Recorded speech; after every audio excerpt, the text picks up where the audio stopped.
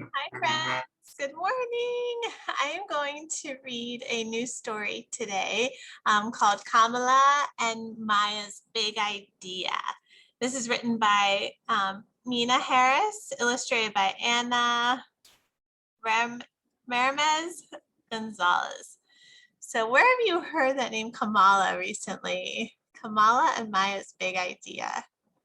I wonder who this story is about. Do you know who Kamala is? Looking at the cover, I can tell that that's a story that there's Kamala and Maya, right? And they have some sort of big idea. I wonder what their big idea is. All right, friends, there's nothing to write about or pause for the beginning of this story. So let's pay attention and listen, and let's see if we can figure out what their big idea is. You know what should be out there? Kamala asked her sister Maya. Us, said Maya.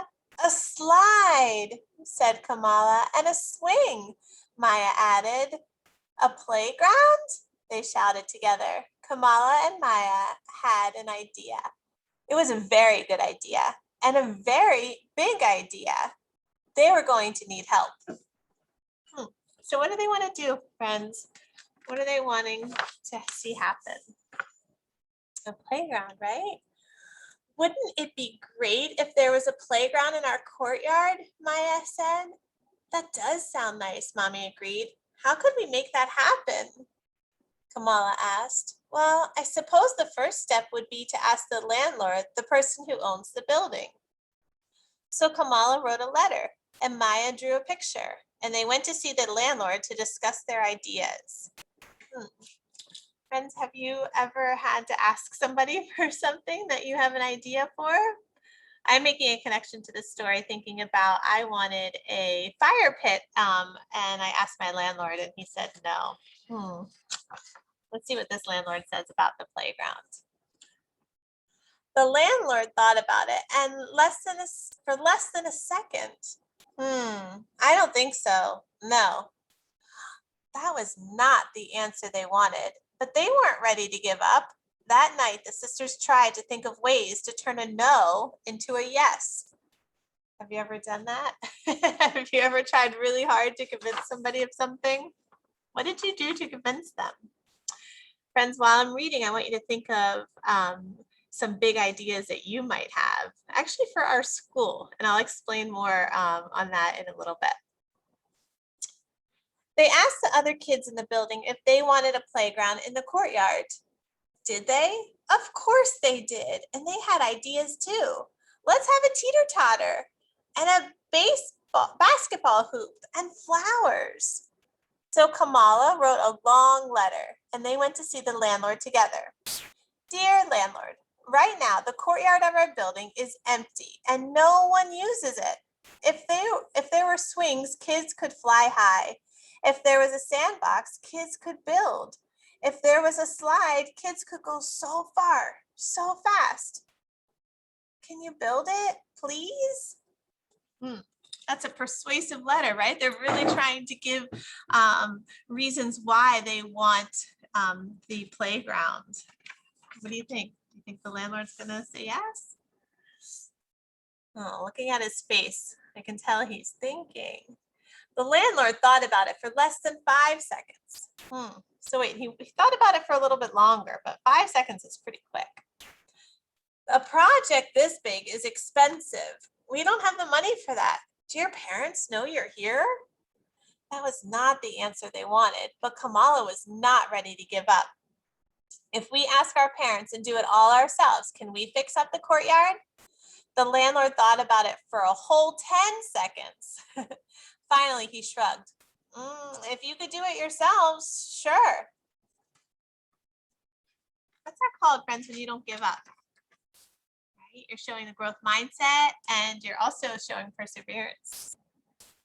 That wasn't exactly the answer they wanted, but it was a start. The kids all spoke to their parents about their ideas for the courtyard. They hung up posters and knocked on neighborhood doors, but they got the same answer from everyone. I'm sorry. Wow, that's a big job. Wish I could help. which they knew meant no, no, no. I'm wondering, are they going to give up? But then Mr. Green stopped to talk. I work construction and I could maybe get some scrap lumber and some sand for a sandbox. Really? Kamala said. Yes, exclaimed Maya. Okay, I'll try. It wasn't a yes, but right now, maybe was the sweetest word they have ever heard. Maybe gave them hope. The next weekend, maybe turned into a yes. The kids all helped measure and Mr. Green cut the boards. Then they sanded and hammered and sanded some more. Then came the actual sand.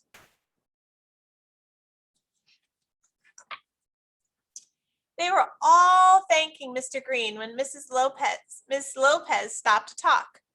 I work at a garage. Maybe they have an extra tire for a teeter-totter. Another maybe. In the weeks that followed, lots of I don't knows turned into maybes and then yeses.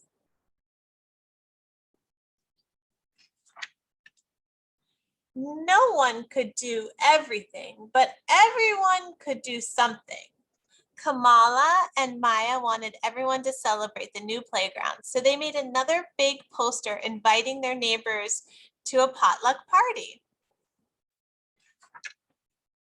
There were hot dogs and hummus, spicy chicken and potato salad, strawberries and brownies and lemonade. Mrs. Flores set up a sprinkler for the kids to run through. Mr. Green brought the music. Kamala admired the new playground, but she still noticed there was still one thing missing. I like how she's thinking. I don't know what she's thinking she's missing.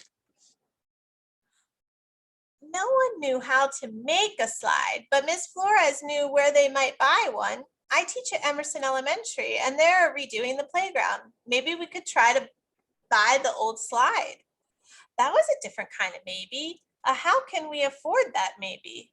But now everyone is trying to find a way to turn that maybe into a yes. These brownies are delicious. Maybe we could have a bake sale. We could all bring toys and books and have a sidewalk sale. I love that they're thinking of something they want to see happen and they're running into some problems and they're finding solutions. They're not giving up.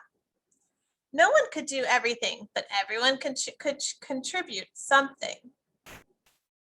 Right? They're having a lemonade sale. They're selling some of their old items, right? At a yard sale to raise money to get the slide. When the slide arrived at last, Maya and Kamala got the first ride. The landlord was impressed. I want to shake your hand, girls, he said. You did a good job. You all did a good job. Kamala and Maya had an idea. It was a very good idea and a very big idea. And with a lot of help, they made it happen. Hooray for Kamala and Maya. Hooray for the persisters. Right? If you persist on something, it means you're not really giving up. What's next, Kamala? Kamala looked up and said, I wonder what the view is like from the roof. What's she going to do up there, I wonder? Oh, so friends, I am going to actually take 2 screenshots and post these images underneath the read aloud.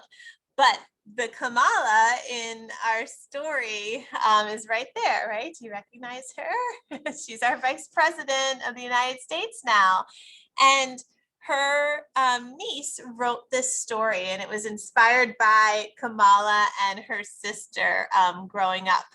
And so I'll just read the beginning. It says, growing up, I loved hearing stories and seeing old pictures of my mom, Maya Harris, and Aunt Kamala Harris as young girls in the 1970s.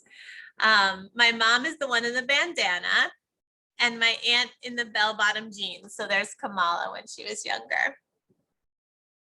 And they're staring at the camera with fierce determination. They look like they had just conquered the world. So friends, again, I will post this because it's a nice little story about why Kamala's niece wrote this book, Kamala and Maya's Big Idea. So friends, I would like you to write about if you had a big idea for our school, what would it be? Would it be something that you want to see happen outside? Is it something that you want to see within the classroom? What would be your big idea, right? And I will help you with the sentence starter if you want. My big idea for school would be, and why? What would you create? What would you see happen here? I'm really excited to read your responses, and you never know, maybe it's something that we could try to work on happening. Happy reading, friends. I hope you enjoyed this story. Bye.